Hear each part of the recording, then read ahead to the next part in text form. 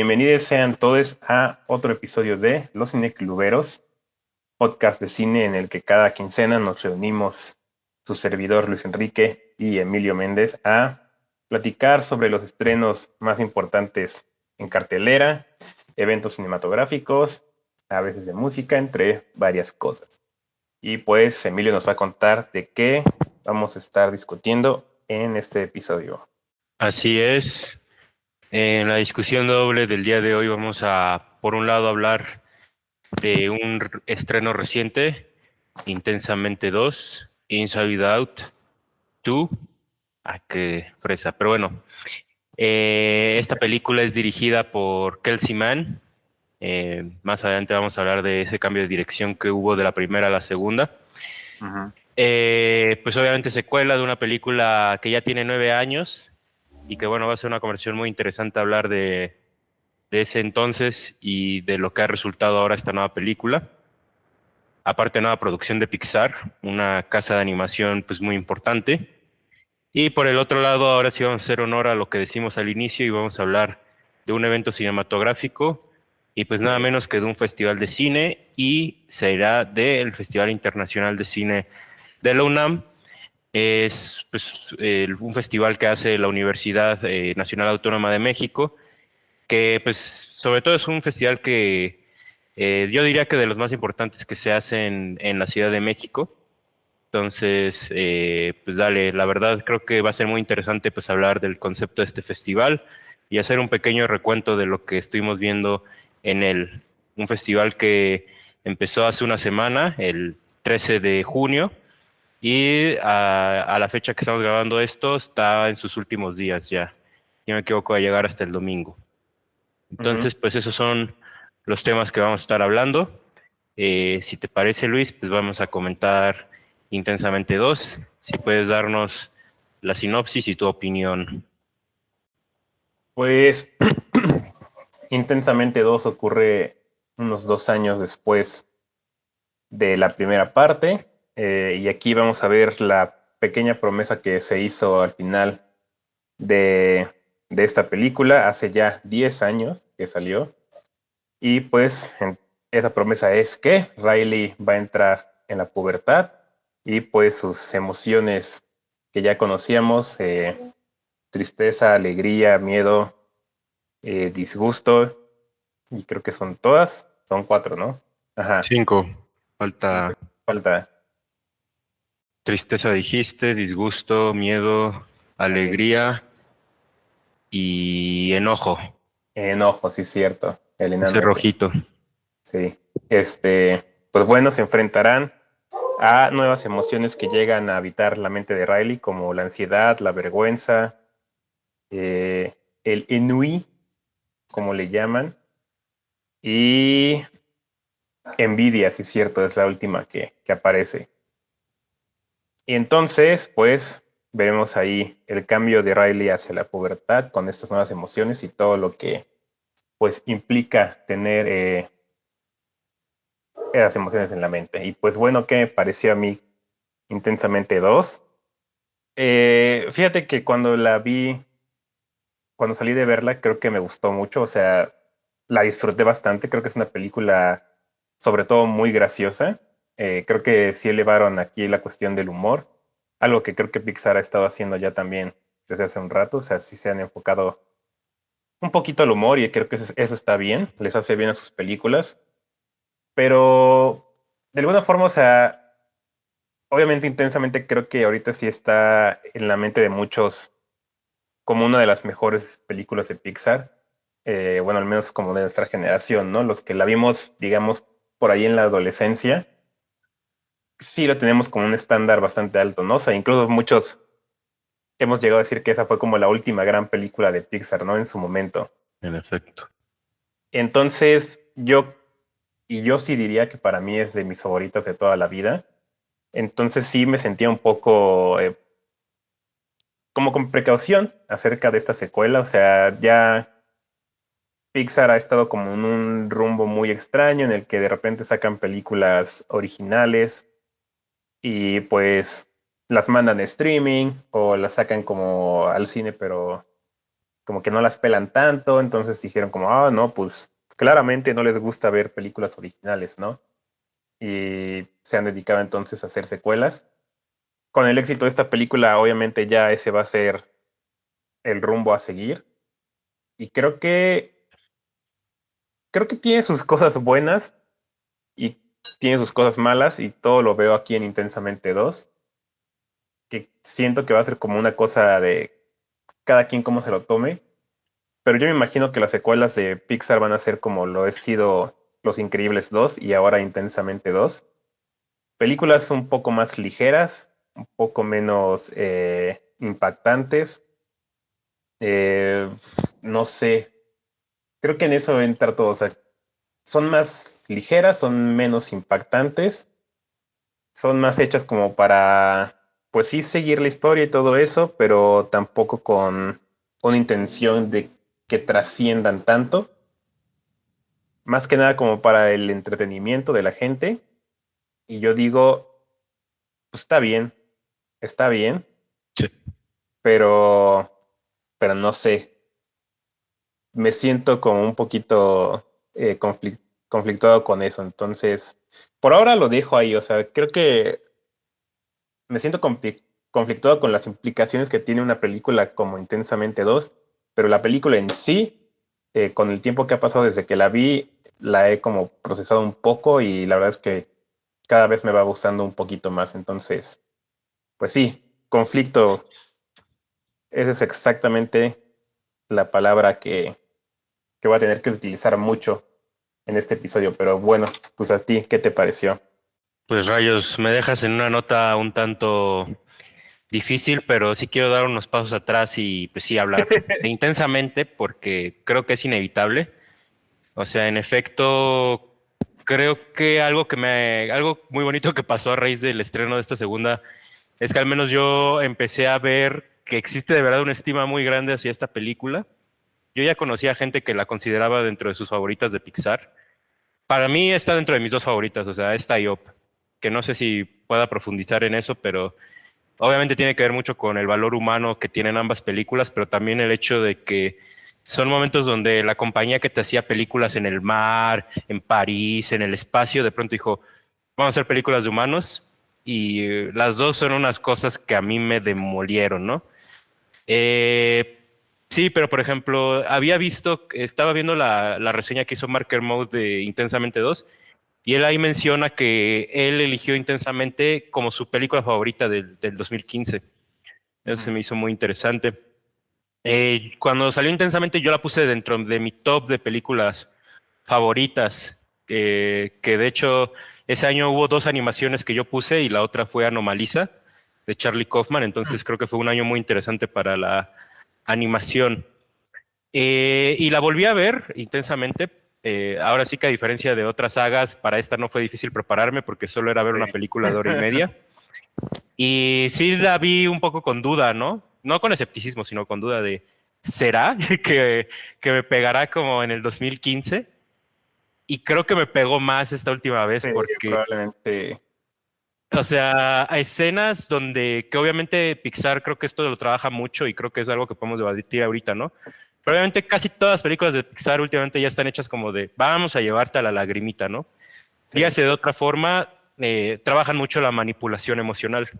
Y aquí Sí. me acuerdo algo que dice Fernanda Solórzano del cine de Spielberg, que dice, ella dice, yo solo me dejo manipular por Spielberg.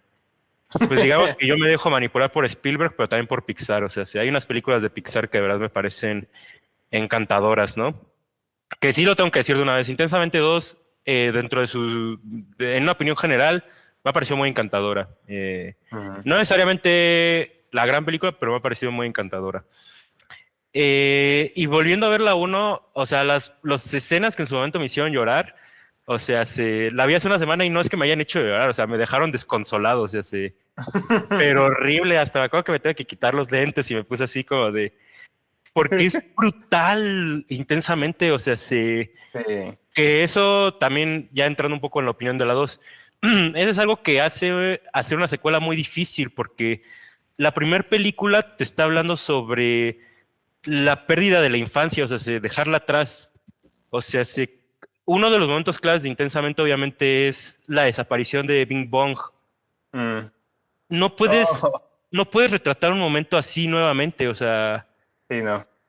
creo que es de los momentos más fuertes que puedes retratar del ser humano, ¿no? Cuando pierdes el lado de la imaginación, de la inocencia, la ternura. Más particularmente en el contexto que está Riley, ¿no? Que es una chica estadounidense Ujú, de buena clase social, etcétera, etcétera, etcétera. Es muy difícil que puedas replicar un cambio más importante, ¿no? Entonces, ujú. pues sí, la parte uno le deja la barra muy alta a la 2. Pero bueno, no más para cerrar el paréntesis de la uno. Obviamente las escenas que me hacían llorar, yo esperaba que fueran a ser las escenas que más ahí iba a apreciar. Pero hubo una escena que me brincó bastante y que dije, definitivamente Inside Out tiene un gran guión y es una película fascinante en un sentido humanista y en un sentido casi de análisis psicológico, que es Ujú, esta escena después de que Riley llora en su salón de clases en su primer día de escuela cuando se acaba de mudar. Está con sus padres cenando, ¿no? Y ahí ya no está felicidad y entonces Riley ahí tiene una actitud pasivo-agresiva con sus padres ujú, y ahí lo que hace la película de manera excepcional es hacer o sea, haciendo honor al título Inside Out, es hacer este intercalado de lo que está haciendo Riley y lo que están haciendo sus emociones. Y es muy fascinante ver cómo el enojo y la envidia están hablando de una manera que pues ellos, digamos, no quieren ser eso que ellos son, pero están llevando a Riley al enojo y al disgusto y a la pasivo-agresión y etcétera. ujú. Y pues la verdad es que Inside Out fue un trabajo fascinante porque sí tiene, Pixar es un poco difícil hablar de sus créditos de guionismo porque sí hay unos guionistas titulares, pero luego tienen los títulos de Story Artists y no sé qué tanto, y Sí. entonces ahí hay un mar de gente. Y eso es lo interesante con Inside Out 1, que, o sea, es una película que sí tiene sus guionistas de cabecera, pero, o sea, cuando le estaban haciendo Pete Docter y Ronnie del Carmen, estaban hablando con las mujeres del estudio, hablaron con psicólogos, hablaron con expertos. Y entonces es una película de hora y media muy sencilla, pero que tiene condensado cosas pues, muy profundas, porque, o sea, se asesoraron con expertos para bien. Y en efecto, yo considero Inside Out es la última gran película de Pixar en el estudio que conocíamos antes, o sea, en el estudio de Buscando a Nemo, de Up, Wall-E, etcétera, etcétera, etcétera. El Pixar que está ahorita es eficiente y sí, manejan bien la manipulación, pero ya no están haciendo esos trabajos icónicos que hacían antes, esos universos reconocibles. Incluso creo que ya lo está haciendo más Pixar, más bien Disney Animation con películas como Moana y Frozen, que incluso esos ya tienen también sus años. Entonces, quién sabe, igual y ya es otra cosa, ¿no? Sin embargo, Intensamente 2, creo que es una buena secuela. Ujú, Insisto, a mí me ha parecido una película conmovedora. Es una película que nuevamente me ha logrado manipular y creo que tiene ciertas virtudes que tiene la primera, por ejemplo, esta cuestión de que las emociones tratan de hacer algo que Riley sea cierta persona, pero de pronto no se dan cuenta que van a provocar algo que ni ellas pueden controlar, ¿no? En esta película donde de pronto las emociones tienen algo que es como el árbol de la personalidad, no me acuerdo bien cómo le ajá, llaman a eso, pero toda la película surge a raíz de que las emociones, las primeras 5 emociones ya tenían un árbol trabajado, un árbol genealógico, y de pronto llegan las nuevas emociones y se lo derriban.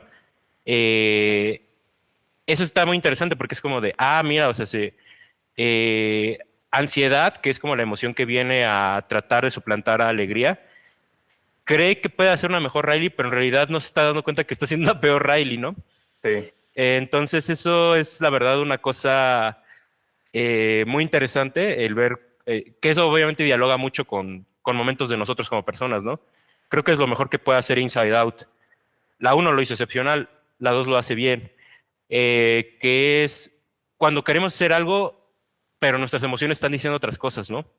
Ujú, Entonces creo que lo más poderoso que tienen las dos Inside Outs es que son películas que nos sirven mucho pues para hacer como una revisión retrospectiva de nosotros mismos y decir, yo cuando he, por ejemplo, en lo que pasa en la segunda, ¿no? Yo cuando he fingido ser otra persona o cuando he ujú. preferido a otras personas en lugar de mis mejores amigos con tal de aparentarse a alguien más, ¿no? Y entonces es ahí cuando puede ser una película muy conmovedora. Un punto a favor que tiene esta película, bueno, al menos para mí, yo tenía miedo cómo iban a manejar la ansiedad, porque yo dije, híjole, esto peligra a que lo lleven al meme directamente. Y no, Ah, sí. no lo llevaron al meme, sí es una película que Ujú. sí se pregunta qué es la ansiedad, cómo funciona, de una manera lúdica como era la primera película. Hay una escena donde te muestran que Ansiedad tiene un equipo de personas dibujando los peores escenarios para Riley, para que ella se angustie. O sea, ese tipo de cosas dije, bravo, o sea, qué bueno que sí se la tomaron en serio, qué bueno que no lo llevaron al meme, o sea, me gustó mucho cómo trabajaron en esta emoción. Lo que para mí, donde ya obviamente se nota que esta es una película inferior a Intensamente uno, es que sí creo que esta ya no tiene un sustento lógico tan sólido como la primera. Dígase, yo hablé de la escena de cuando está cenando Riley con sus padres. Ujú. Intensamente uno está plagada de esas escenas, o sea, de lo que está haciendo Riley en la vida real y lo que están tratando de hacer sus emociones dentro de ella. En Sí. la 2 siento yo que es más una aventura dentro de Riley per se, y muchas veces lo que están haciendo las emociones que quedan a la deriva, que son las cinco originales, en realidad no tiene tanto que ver con lo que le está pasando a Riley. Entonces, al menos para mí, si yo tratara de concretarlo, yo sí diría, aquí ya no está tan bien trabajada esa dinámica. Lo que Ujú. está haciendo ansiedad y las nuevas emociones, sí. Ahí sí hay como, ahí sí se ve que está más trabajado esta cuestión del inside out, del dentro y del afuera. Pero de pronto esto es más una película que sí está un poco separada. O sea, sí, lo que está pasando aquí con Riley y sus emociones y lo que está pasando con las emociones per se, que ya es una aventura casi que aparte. Ujú. Entonces, creo que es así como yo lo explicaría, pero pues bueno, la verdad es que siendo Inside Out una película de este concepto, como que tampoco es tan fácil de definirlo para mí habiéndola visto solo una vez. Pero sí, sin duda alguna, sí creo, y esto ya lo dijeron todos, pero sí creo que obviamente no está a la altura de la primera Intensamente. Sin embargo, al menos creo que es buena secuela y al menos Sí. cómo dialoga la primera y la segunda es cómo Riley forja sus rasgos de carácter, su ideología y sobre todo cómo aprende a que sus emociones se lleven bien entre ellas, ¿no? Que creo que eso es el lado más conmovedor de la primera, donde Alegría Ujú. tiene que aprender a lidiar con la tristeza. La primera, en esta segunda, creo que una de sus mejores escenas es cuando te muestran que ya lo dominaron y así tal cual empieza, ¿no? Que hay una escena donde Sí. Riley se baja del coche y es como de, listo, ya, tristeza entra. Ese momento fue muy bonito. Y ahora vas a tener que ser las viejas emociones con las nuevas emociones. Entonces, creo que eso es lo que yo podría rescatar. Pues creo que eh, estamos casi, casi en lo mismo. O sea, a mí para lo que dijiste es lo es siento que es lo que yo resumí. O sea, es una película más ligera, menos impactante. Y ahora sí que lo que pongo en duda es qué tanto. Es que ahí entra la cuestión de, o sea, uno que ya está grande, que vio la primera película hace pues ya bastante tiempo. En realidad 9 años, ¿no? Creo que sí es el 2015. 9 años. Ujú. Mismo año que Mad Max Fury en el camino. Sí, sí es cierto, salieron casi, casi como un mes de diferencia, ¿no? Está Ajá. como todo va en ciclo, bueno. Por eso también salió hace apenas 3 semanas, 4. Entonces, el tiempo es un círculo, como dice el de True Detective allá. Ajá.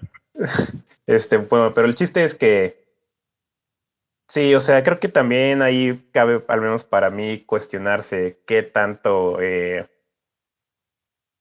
o sea, dejando de un lado como todos los méritos artísticos, lo que quieras, de la película, o sea, qué tanto puede apegarle a uno a esta edad, habiendo ya visto la primera, después de tanto tiempo, bla, bla, bla, o sea, creo que ahí sí lo que no puedo decir es como de que, ok, esta película no va a ser tan trascendental, no va a impactar la mente de los niños o de los adolescentes como la primera lo hizo. Creo que ahí sí sería una cosa que pues yo no podría hablarlo, ¿no? No podría decir, no podría afirmar un argumento de ese tamaño, porque ahí ya no soy el público, ¿no? Y creo que eso es algo que eso es lo que es bueno de Pixar, que hacen, ellos sí saben hacer películas familiares.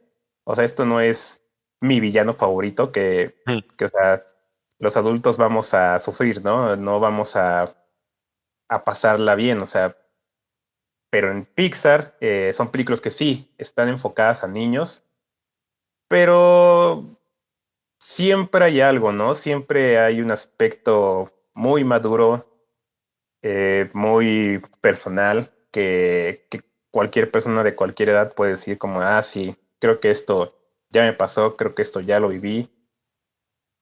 Y sí siento que Intensamente dos, o sea, entra ahí, creo que sí entra ahí, porque es obvio que le hicieron con una idea de hacer una película extremadamente universal, o sea, las experiencias de Riley es como, pues sí, un microcosmos de lo que fue la entrada a la pubertad, o sea, creo que ahí yo tengo que decir que la verdad es que eso de que la película se trató de la pubertad sí me pareció un poquito tramposo, porque creo que al final no fue tanto de la pubertad y sí fue más sobre descubrir emociones, ¿no?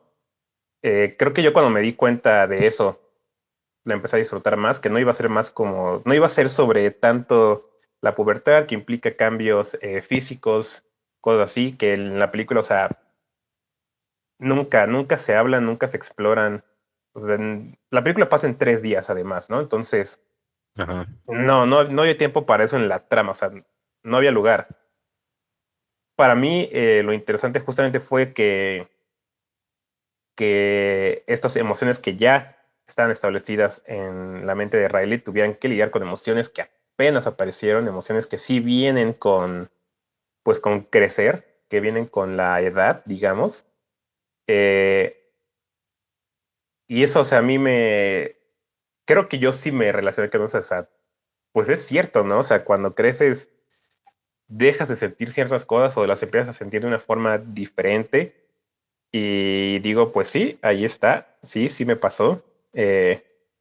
A lo mejor no es como la gran revelación, a lo mejor no es como la primera que lo sentí como una experiencia muy fresca, o sea, teniendo 16 años, te hablan de la experiencia de una niña de 11 y pues todavía es una cercanía, ¿no? Todavía hay una cercanía ahí, es muy, muy reciente, fue muy reciente para mí. Aquí ya es como mirar muy atrás, ¿no? O sea, sí ya es una distancia bastante amplia, o sea, ya eh, Riley aquí tiene la edad de mi sobrina, 13 años, y es como más ver a otras personas, ¿no? Vivir lo que la película nos cuenta. Entonces, yo quisiera ver cuál va a ser el juicio en el tiempo de Intensamente dos. Creo que va a haber gente que le va a bajar 2 rayitas a cuánto le está gustando y eso, porque creo que sí, hay por ahí gente que de verdad la está así, la tiene en un pedestal muy cañón. Creo que hay muchos que la están odiando muy feo también y no veo de dónde, no veo por qué. Eh, pero de todos modos, o sea, creo que el tiempo nos va a decir pues qué tan relevante va a ser Intensamente dos, ¿no? En un futuro, si va, o sea, como con todo, o sea, si va a seguir, si va Ujú. a poder cumplir ese juicio del tiempo. Entonces, no sé, creo que sí, en ese sentido, o sea, sí me gustaría que en unos, no sé, 4 años, a ver, pues a ver qué pasa, ¿no? Pero yo sí espero que sea una película de relevancia pues para las infancias que la están viendo ahorita, ¿no? Pero eso sí, si vamos a hablar de pubertad, pues preferiría recomendar Turning Red, porque eso sí es una película que sí habla de cambios físicos, hormonales, este, lo que es descubrir la sexualidad sin tener que entrar muy a detalle en ello. Se han comparado mucho las películas de por qué hace Intensamente dos cuando ya existía Turning Red, pero después de verlas yo digo, no van de lo mismo, son cosas diferentes. Y si sí quieres algo sobre la pubertad, ve Turning Red. Pero si quieres un descubrimiento, una exploración de cómo se descubre la ansiedad, cómo se lidia con ella, Intensamente dos yo diría que pues casi perfecta, la verdad es que sí. pero pues ya, cada quien. Rayos, quería hablar de otra cosa, pero acabas de decir algo último que casi casi que ya me vas a desviar. Y sí, o sea, en cuanto a esto de la pubertad y del momento que se decide retratar de Riley, y digas de paso su comparación con Turning Red, creo que sí es otro de los reparos que yo tengo con esta de Intensamente. O sea, creo que es, o sea, decir que ibas a hacer una secuela de Intensamente implicaba mucho potencial. Y Ujú. por lo mismo que yo ya dije de cómo superas la desaparición del amigo imaginario, ¿no? Entonces, Sí. cuando dijeron, vamos a hacer una secuela intensamente, dije, pero ¿qué momento de la vida de Riley van a hablar? O sea, obviamente van a escoger uno bien, bien, bien cabrón, ¿no? O sea, uno bien aquí, profundo. Y eligieron cuando ella se va de campamento 3 días, ¿no? Y es como Sí. o sea, ahí me dio un poquito un bajón, pero, o sea, es algo que con lo que yo que casi casi que yo entiendo más a unas pocas horas de haberla visto. Porque, pues sí, Pixar es una película familiar, más bien ajá, es una empresa que hace películas familiares. Entiendo que no podían hacer, yo qué sé, el descubrimiento sexual de Riley y por ende otras facetas más que conlleva la vida ya adulta, ¿no? Em, entonces, pues creo que está bien que intensamente, incluso porque me imagino que por ahí hay una muy buena probabilidad de que vaya a haber una tercera parte.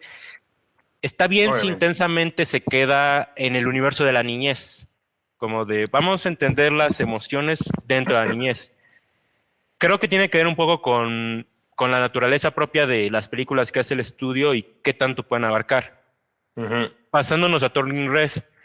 En efecto, Turning Red es una película que sí habla más de lleno de algo más, de una etapa más adulta y casi que más escatológica, porque en realidad, pues Sí. obviamente Turning Red es una metáfora eh, sobre pues, los cambios físicos que hay en una mujer. Pero es una metáfora, o sea, no Ujú. dicen, no dicen, Sí, ay, no, me para llegó nada. estoy en mis Ujú. días. No Sí, no, no. pueden, es una metáfora. Entonces, sí, creo que ahí sí diría, son películas que están hablando de cosas Distintas. distintas. En cuanto a cuál prefiero, si una u otra, justamente yo diría, creo que las dos están en el mismo nivel, más o menos. Porque Ujú. es Pixar en el estándar de calidad que están manejando ahorita, Sí, que no es el estándar de calidad que tenían antes. ¿Qué cambió? Es difícil saberlo. Puede ser ahí un poco la compra de Disney ya a Pixar. Bueno, más bien como ya dominaron la compañía. Puede sí, ser ya. la salida de John Lasseter, que tristemente tengo entendido tuvo que dejar la compañía pues, en una circunstancia muy mala. Sí. Eh, pero quién sabe. Pero sí estamos ya hablando de otro estándar de calidad yo sí diría antes de Intensamente y después de Intensamente uno. Ujú. Entonces, pues sí está esa cuestión. Y en cuanto a lo que tú dices de darle su lugar con el tiempo, pues sí. O sea, si eso siempre va a pasar con Pixar. Es un poco lo que pasa con Tarantino y Wes Anderson. O sea, casi casi que cuál es tu película favorita de esos cineastas depende de quién eres. O sea, no Sí. hay un estándar universal. Y si dices que sí, pues discúlpame, pero estás mal. O sea, el cine no te pertenece, es de Ujú. todos, o sea, es de todes y es de acuerdo a las experiencias de cada uno. Y lo mismo pasa con Pixar, que si es mejor buscando a Nemo que Los Increíbles, depende de ti, ¿no? ¿Sabes? Depende. Ujú. Entonces, ahí sí que creo que no hay una respuesta correcta, pero sí he visto que está esta polarización que tú dices. Yo lo vi con Soul, gente diciendo obra maestra, mejor, de hecho, quien decía, mejor que intensamente. Nosotros. Ok, ok. Creo que Sí, alguien está bájale, hablando muy bájale. rápido. Igual Coco, ¿no? O sea, Ándale, sí, cierto. gente aquí poniéndola en el bastión de Pixar y gente como yo diciendo, creo que yo no. Yo también. Entonces, y vamos, por ejemplo, películas recientes a mí me gusta mucho Buzz Lightyear y Los Increíbles 2. Y Ujú. mucha gente odia esas. Sí. Em, pero a mí me gustan mucho. No las pongo dentro de lo mejor de Pixar, eso sí, pero me gustan mucho. Eh, entonces, pues ya, dale, hay una polarización, pero ahí sí que creo que la respuesta más fácil y la correcta casi casi es Depende de cada quien. Sí. Entonces, pues creo que ya con este esquema de opinión, pues es con lo que yo podría ir concluyendo esta discusión de Intensamente dos. Pues sí, completamente de acuerdo. Creo que ya, no sé, a lo mejor no hablamos tanto de la película en sí, a lo mejor sí, pero pues creo que sí daba chance a hablar mucho de este estudio, lo que han hecho y lo que van a hacer. Yo creo que van a hacer más películas como esta, pero la verdad es que me quedo tranquilo si son a este nivel. No diría que es mediocre, creo que es bueno, bastante bueno. Entonces, si las secuelas van a ser como Intensamente dos, pues yo digo bienvenidas. Este nivel es muy bueno, pero yo sí añoro que regrese su época Que hagan dorada. alguna, sí, obviamente, y en algún punto yo Así creo que es. lo van a hacer, yo creo que lo van a hacer. Pero pues, o sea, antes salía, o sea, cada película que sacaban era una obra maestra y ahora, pues, yo creo que tenemos que esperar. De vez en cuando va a salir algo, pues, excepcional, ¿no? Entonces, Porque yo voy a digo lo que mismo. Por esperemos. ejemplo, yo puedo ver Lightyear y Los Increíbles 2 y no son películas que necesariamente se me queden para toda la vida, pero, o sea, yo sé que voy a echarme mi lagrimita al cine. En el caso Sí. de Intensamente 2, yo dije, a ver, si me salen manipuladores, me van a caer gordos. No, bueno, la fui a ver en 3D, en IMAX 3D. Salí con Uf. los lentes empañados desde... No, me manipularon, pero sé que no son las grandes películas que eran antes. Pero obviamente que quién te va a hacer llorar un ratito ya es muy difícil. Es muy difícil. Entonces, obviamente se aprecia, pero podemos añorar a que lleguen esos días mejores. Ujú. Y pues ya, yo creo que ya. No, es que Es la estaba conclusión. pensando, Ujú. me quedé pensando en el IMAX 3D, que me imagino que se ha de ver muy bien. Sí, se Eh, veía muy bien, se veía muy bien. ya veré si lo intento. Pero bueno, creo que ya ahí lo podemos dejar, porque sí podríamos como seguir aquí otra media hora. Y pues, si no, seguir entonces con el FICUNAM. Y pues ahí te pasaría la palabra. No sé con qué te gustaría empezar a hablar. Hemos visto unas cuantas películas juntos. A lo mejor podríamos empezar entonces por A Traveler's Needs de Hong Sang-ho para poder lanzar esta conversación. Va, de acuerdo. Pues sí, nada más como breve resumen del FICUNAM, pues ya lo dije, es el Festival Internacional de Cine del UNAM. Estamos ahorita en el marco todavía de la edición 2024, que sería su 14ª edición, lleva 14 años haciéndose este festival. Y, o sea, para quien no conozca el FICUNAM, básicamente es un festival de corte alternativo y experimental. Que sí, ahorita que hablemos de esta película de Hong Sang-soo y de otras cuantas que hemos visto, pues va a quedar un poco claro de qué tipo de películas hay aquí.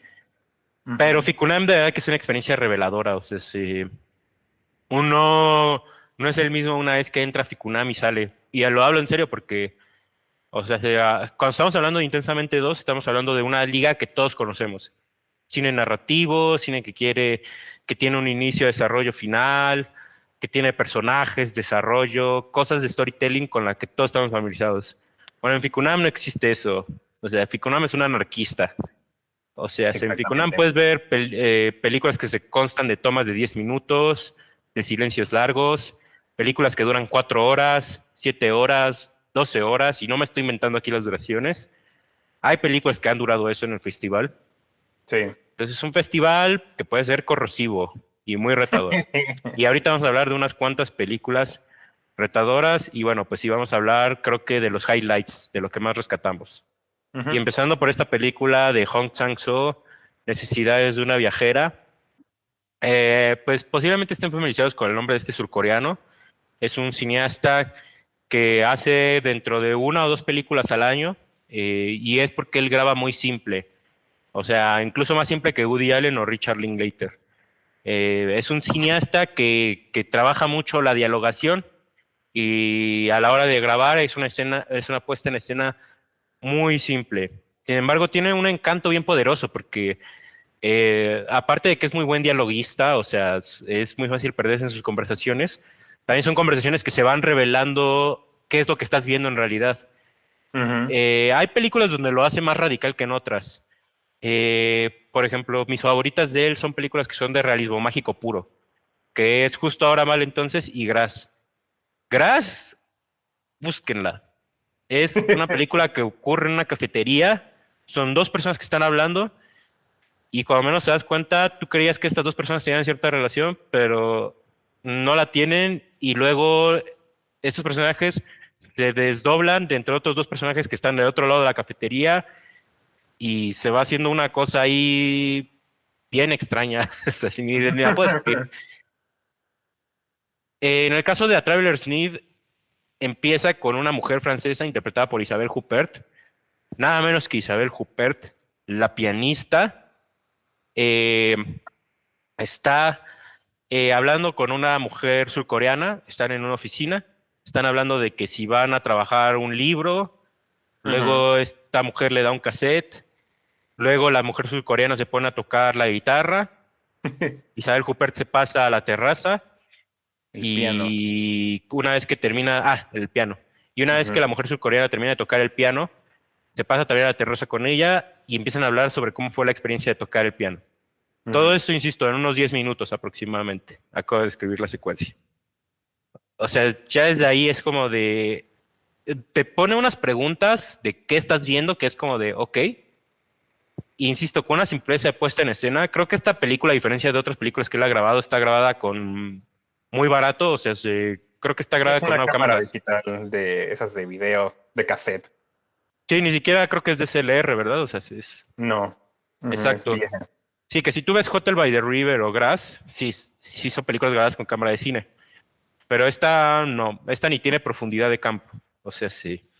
Ujú. Y así te sostiene la película. O sea, es esta mujer francesa que va de entrevista en entrevista en entrevista y en cada una dices, ok, ella es esto y se dedica a esto y vive acá y, o sea, es bien interesante. La verdad es una película que no es trascendental, pero creo que es una forma muy interesante de utilizar el diálogo. Y sí, yo sí diría que a la gente que le interese ya sea escribir o entender el diálogo cinematográfico, hay que ver el cine de Hong Sang-soo. Sí es de los cineastas más interesantes.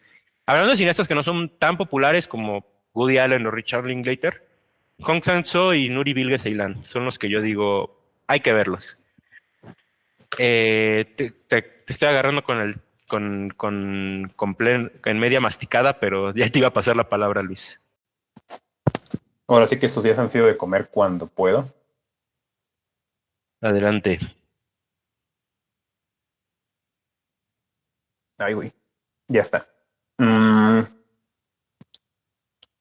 pues mira, creo que a mí, justo ahorita lo que dices, o sea, que hay que ver a Hong Sang-soo. O sea, es un cineasta que yo no he podido como ver tantas películas.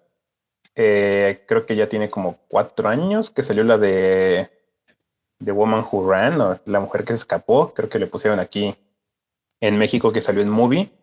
Una película que Ujú. me dejó fascinadísimo por ser justamente una película muy hablada, pero que a la vez, pues, sí tenía como un lenguaje cinematográfico muy firme, siendo que parece a veces que pues él nada más deja la cámara por ahí y los actores hacen su cosa, ¿no? O sea, es genial eso.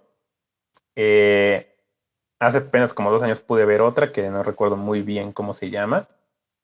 Y creo que eso es lo que ha sido como lo difícil de este Hong Sang-soo, que ya solo se ve en festivales y luego ya no lo podemos encontrar en ningún lado, al menos que sea obviamente a través de medios alternativos por internet, Ujú. pero que a mí película que veo de él empieza y yo digo, no sé qué está pasando, no sé de qué están hablando, se acaba y digo, bueno, creo que no entendí ni madres, pasan unos 10 20 minutos, un día y de repente digo, wow, de todo esto se habló, de todo esto trató, de todo esto estaba haciéndonos sentir este sujeto, ¿no? Y lo mismo me pasó con esta película, o sea, creo que esta todavía es como un poquito más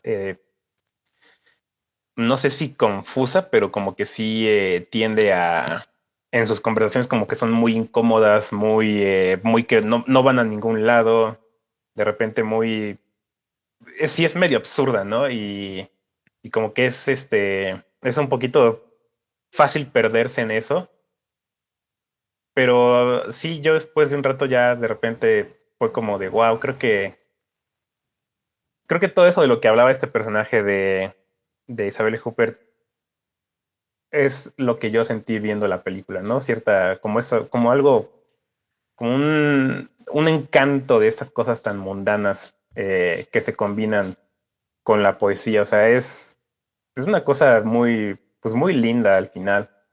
Y, y no me queda nada más que admirar como la sencillez con la que este Hong, como, pues, cómo hace su cine, ¿no? O sea, de verdad es el sueño, ¿no? De todos los que queremos hacer cine, de poderle llamar a tus amigos y sacar tu camarita del closet por ahí guardada y ya, o sea, suena fácil, ¿no? Pero yo creo que él, quién sabe cómo hace todo su proceso, eh, pero yo veo sus películas y siempre me hacen, no sé, me sacan algo del alma, se puede decir. Y yo creo que ya solo por eso es, no sé, de los mejores cineastas en este momento. Y pues ojalá que llegaran más sus películas, porque aquí veo tan solo que el año pasado sacó dos y creo que de plano no, ni siquiera festivales tocaron en México, o no, al menos no que haya escuchado. Pues ahora sí que usualmente sí llega a Ficunam y Sí. a otro festival que se hace en otoño, que es el Black Canvas. Entonces, yo siempre diría, el imperdible en Ficunam y en Black Canvas es Hong Sang-soo. Entonces hay que Sí. estar al pendiente. Y sí, en cuanto a los medios alternativos, yo varias las he podido sacar de una página que se llama El Acervo Cine. Entonces Ujú. ellos cada tanto suben una película de él y pues ya de ahí me ha hecho mi repertorio. Entonces es una forma en que lo recomiendo, pero también cada tanto movie lo llega a Sí, también sacar. móvil de vez en cuando, sí. Y y a veces una que otra llega a Cineteca, una que otra, pero Ujú. sí, las últimas ya no han llegado, entonces ahí sí que lo de siempre, hay que estar atentos. Sí, exactamente. Pero pues si quieres, pues ya pasemos a otra película. Ujú.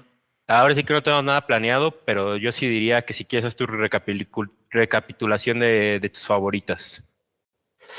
Oh, pues está difícil. Creo que hasta el día de hoy he visto alrededor de 18 películas por ahí, una cosa cerca a eso, 17.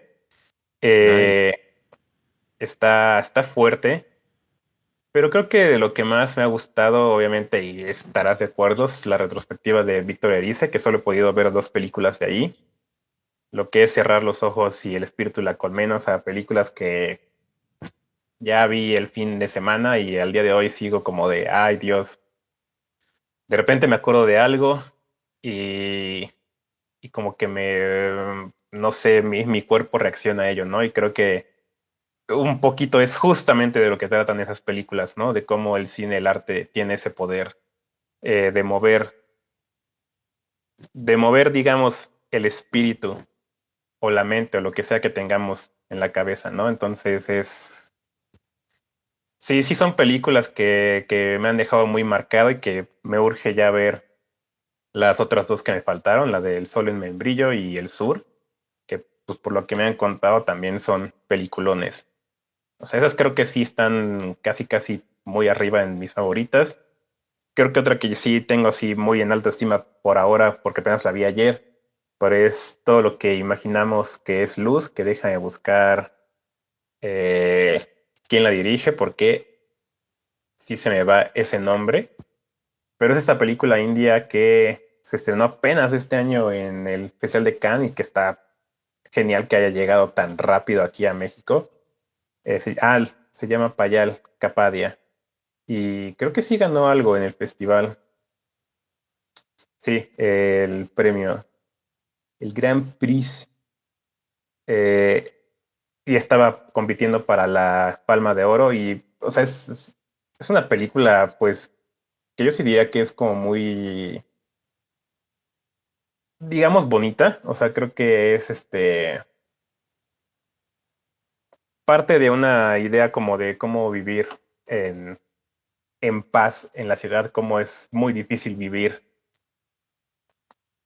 con cierto optimismo cuando vives en un espacio, en una urbe tan grande, y creo que eso es algo que siento que cualquiera que vive, pues por ejemplo, aquí en la Ciudad de México se, se entiende bastante, como que ya no hay espacio para, pues sí, como que ya no existe la armonía en estos lugares, ¿no? Y es una película que justo va hacia eso, hacia buscar, pues en donde sí te sientes con calma, ¿no?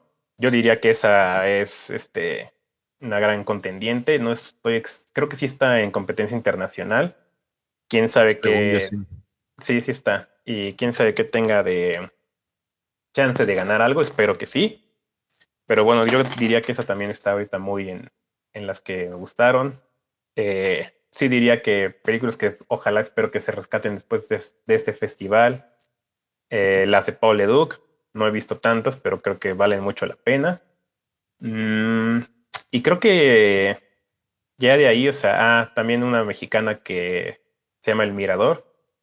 Esa me parece muy genial. Creo que eso es algo, una que retrata como una experiencia ahorita muy común de lo que es ser aspirante artista en México, Mm. que pues, muchos de ellos están ahorita en call centers y cosas así, trabajando de Uber. O sea, esa es como la experiencia que retrata y se me hace bastante, pues sí, se me hace bastante universal, ¿no? Y es un poco triste que lo sea, pero bueno, creo que ofrece un poquito de esperanza y yo creo que sí se andan estrenando en algún punto, ¿no? No me parece una película que sea como muy complicada para distribuir.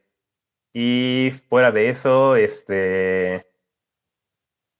creo que Agrodrift de Harmony Korine es la que de las que más me ha dejado fascinado. O sea, es una tontería eh, horrible, pero me Mm. la pasé muy, muy bien. O sea, es una película que parece hecha por un niño de 15 años que le dieron mucho dinero para hacer quién sabe qué cosa. Genial. Creo que a muchos no les caló. Hubieron opiniones ahí muy acaloradas después de la función, pero pues creo que para mí vale la pena y pues a ver qué pasa con ella, porque sí está ya un poquito complicada. O sea, sí me imagino que sí se va a estrenar en algún punto, pero no sé quién la tome tan en serio para hacerlo. Y pues ya, no sé, creo que, ahora sí, para la última, creo que la que vi ayer de Tsai Ming Lang, Ah, Abiding Nowhere. Puta, o sea, eso sí es uno cree que conoce el cine lento y de repente se encuentra con algo así y dice, no sé nada, pero creo que me parece una película genial justamente para poner a prueba la paciencia. Es básicamente ver a un monje caminar por diferentes espacios del mundo muy, muy lentamente y ya, no hay más. Y es 1 hora y 20 de ver a este sujeto caminar y, o sea, no sé qué pasa, pero solo hay dos opciones. O sales como con una tranquilidad, como si hubieras hecho una meditación muy larga, como si tuvieras tenido como una revelación espiritual, o sales harto, como vi a mucha gente salir. La que salió cuando terminó la película, porque también hubo muchísima gente que obviamente yo creo que ni siquiera llegó a la mitad, se salieron. Pero pues yo sí terminé por disfrutarla bastante. O sea, creo que, no sé si digo, como dije, o sea, pone a prueba la paciencia y yo cuando me dejé ya, cuando dejé que mi cuerpo se relajara, diría que hasta me la pasé bien. Entonces, diría que sí, sí, sí, sí es de las mejores. Quién sabe si se pueda volver a ver algún día, pero entonces en este caso hasta agradezco que la pude ver en esta edición del FICUNAM, pero no sé a ti qué, de cuáles quisieras hablar. Películas que vi particularmente fue de la sección de Atlas. Igual Ujú. otro de los cabecillas del FICUNAM está Travis Wilkinson, que estrenó el documental A través de las tumbas sopla el viento. E híjole, qué cosa tan fascinante. No sé si igual va a llegar a México distribución, pero si la puedes cachar por ahí, o sea, ¿cómo te lo podría recomendar? Si te gusta el documental de estilo Michael Moore, es un documental muy Michael Moore, es sobre los días que vivió Travis Wilkinson en Croacia. Y empieza siendo una comedia negra porque él está entrevistando a un detective que tiene una serie de asesinatos sin resolver de turistas que han visitado Croacia. Y es que resulta que los turistas ahí van a visitar pues, para emborracharse y perder la conciencia. Entonces los habitantes del lugar odian a los turistas. Entonces pasa mucho de que los matan de manera pues, casi muy impulsiva. Y ese detective no puede resolver los crímenes por la mediocridad gubernamental, porque él, por ejemplo, manda el arma a las oficinas y se pierde. O él necesita que eh, se bloquee algún lugar para que él pueda hacer la investigación pertinente y el gobierno le dice, no te lo podemos bloquear porque aquí están pasando turistas. Entonces, lo que empieza siendo una comedia negra, poquito a poquito se va volviendo una película bien ominosa y bien perturbadora, porque de ahí se pone a hablar de la historia del país, particularmente de cuando era Yugoslavia. Y Ujú. sí es una cosa horrible, o sea, todas las cosas que han pasado en ese lugar, o sea, tan solo los campos de concentración que hubo y que no se habla mucho de ello. Y, o sea, pero también el paso del fascismo en ese lugar, eh, particularmente de esta facción llamada los Ustacha, o sea, es como de cuando te empiezan a contar toda esa historia de toda la gente que ha muerto, de todas las cosas que ha provocado, incluso en partidos de fútbol, la agresividad que ha habido ahí en ese lugar es como de wow. O sea, sí, todo grabado con un blanco y negro exquisito y con un estilo, o sea, una sesión del ritmo, así, o sea, es una forma de editar magistral lo que está haciendo Travis Wilkinson en esta película. Entonces, pues así, lamentablemente hablar de estas películas de esta manera tan apasionada sobre el Ficunam, pues luego es un poco triste porque, pues sí, es de ojalá la puedas ver y Sí. pues sí, ojalá la puedas ver. Dentro de otras películas, también el documental Dahomey de Mati Sí, Diop, muy bueno. que igual muy corto, de 1 hora y cachito, Ujú. sobre unas reliquias que regresan a un país africano, no me acuerdo bien ahorita del nombre. Sí. Eh, y pues, o sea, empieza siendo como un documental muy de museografía, donde pues estás viendo Ujú. como las piezas de los museos. Y después la siguiente mitad es como una plática muy intelectual sobre las implicaciones de que regresen estas figuras, pero desde la juventud. O sea, que están comentando si esto es un hecho político o si viene a ser un hecho cultural, si se hizo por el bien del arte, por el bien de la cultura o si solo Ujú. tiene intereses políticos. Sí. Entonces, creo que este tipo de conversaciones que van directamente a hablar sobre el imperialismo, pues son muy, muy interesantes. Son piezas que eran del reino de Dahomey que regresan a Benín Avenida. Ujú. y Avenida. antes estaban en París. Ujú. Entonces, insisto, es un documental que pues viene directamente a hablar sobre el imperialismo y desde una perspectiva pues muy intelectual. Entonces también se me hizo una película muy interesante. Vi cosas de las competencias que, o sea, ya cuando te metes siento que a la competencia internacional te tocan ver cosas bien mafufas. Eh, por ejemplo, vi una película que se llama Perdiendo la Fe, alemana, Ah, que ya es la una vi. película súper absurda. O sea, sí, es una película que está en un tono de puro cotorreo, pero que te está hablando de cosas muy, muy serias, particularmente sobre el rol de la mujer bajo los estándares, más bien el rol de la maternidad bajo los estándares sociales. Entonces, de repente en una escena hay una actriz hablando de cosas muy chuscas y en la siguiente está hablando de la literatura de Jane Austen. O sea, sí es una película que sí, o sea, si en los primeros 10 minutos no te atrapa, la vas a sufrir. Ok. Igual grabada con video. Y digo, ya lo de menos es el soporte en el que se grabó, es el tono. Eh, y en este mismo peldaño de cine difícil de ver, la película de Singapur, ¿cómo es? Uy, la que vimos, Primeras horas de la noche, creo. pequeñas horas de la noche, algo así. Pequeñas horas de la noche. Es de esas películas que sí te ponen a prueba como espectador. O sea, es una entrevista entre dos personajes, un hombre y una mujer, que supuestamente el hombre como que tiene captivo a la mujer, Ujú. eh, y le está entrevistando, incriminando, y, y es una entrevista entre estos dos personajes y cada una de sus intervenciones son monólogos de 10 minutos aproximadamente.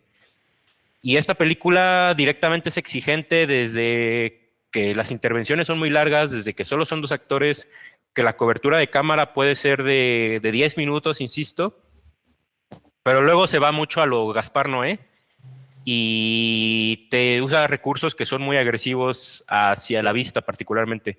Bueno, también hacia el oído. O sea, es de pronto una música repetitiva, así un Ujú. tamborileo que dura minutos. O luego una toma de una cara y pasa la luz. Y cada vez que pasa la luz te Terrible. deslumbran los ojos. Entonces es Sí, como de carajo. O sea, esto ya se sí. volvió tortura, esto ya es tortura china. Y de repente O ese bueno, cambio que tiene de completamente negro como por 40 minutos y hay unas pinches, te hace un cambio, una escena totalmente en blanco. A mí me lastimó los ojos, eso estuvo terrible. yo no estaba viendo la pantalla. Yo ya de pronto era así. O sea, sí. Sí. Es tortura singapurense. O sea, sí. Pero creo La que verdad eso está era muy parte pasada del de lanza. efecto. Sí, pero creo que sí era un poquito como parte de la idea, ¿no? Que te sentías como pues agredido. Por eso dije Gaspar Noé, porque Ujú. Gaspar Noé es alguien que intencionalmente hace películas donde de pronto los hertz del sonido son hertz que no aguanta el oído humano. Los movimientos de cámara son movimientos que están hechos para hacerte, para marearte. Y esta Sí. película igual, está hecha para que te desesperes, para que de pronto no puedas ver para la pantalla, para que de pronto Ujú. digas, la música, ah, mis oídos, Sí. pongan reggaetón, por favor, ah, o Sí. sea, es una película muy agresiva. Y sí, la sufrí. Y cuando terminó la película te dije, aleluya. Sí. Eh, Sin embargo, a eso voy al Ficunam, a ver este tipo de De experiencias que hecho, son retadoras y que uno llega y dice, no manches, una vez fui a un festival de cine y vi esto. O sea, sí, sí. a eso va uno al Ficunam. Entonces, muy bien. Y tal vez ya para ir cerrando, pues sí, mi cosa favorita del festival fue ver el foco que se le dedicó a Víctor Erice. Que sí, el festival tiene esta sección que tiene secciones que son como retrospectivas, Ujú. pero más o menos en los últimos 3 años acaban de inaugurar esta sección que es Foco, que es como una retrospectiva, pero a cineastas más consagrados. Y o sea, ya dije, hay que ir a Ficunam porque hay ciertos cineastas que hay que ver. Hay que ver a Hong Sang-soo, hay que ver a Tsai Ming Liang, hay ciertos cabecillas, hay que ver a Travis Wilkinson. Ujú. Pero es que el Ficunam tiene esta particularidad de que también te reestrena clásicos, ¿no? O sea, yo en Ficunam pude ver el Satantango de Belatar y es de las pocas veces, es más bien es la única vez que según yo se ha pasado el Satantango fuera de su exhibición de cine, que no sé cómo haya estado aquí en México. Pero hay que prestar, o sea, si tú me dijeras, dime una cosa que tengo que ver en Ficunam, la sección de foco. Hace 2 años se lo dedicaron a Raúl Ruiz. Ahí yo pude ver Misterios de Lisboa y en pantalla de cine Ujú. no tienen idea de cómo se ve. Y el año pasado se lo dedicaron a Albert Serra, Sí, que sí, cierto. igual podías ver ahí la muerte de Luis XIV, Ujú. Pacifiction, o sea, Honor de Caballería, unas películas geniales. Y este año se lo dedicaron a Víctor Erice y pasaron sus 4 largometrajes. Pude ver los 4 y los 4 son excepcionales. Ninguno es un desperdicio. Son 3 ficciones y un documental. El documental El Sol del Membrillo, pues es un documental sobre un pintor que está pintando un membrillero. Y, o sea, es una reflexión sobre el estado del arte, la importancia de la pintura, el cómo el pintor es el que más tiene un acercamiento a la naturaleza más orgánico y bonito que cualquier otra persona, tal vez.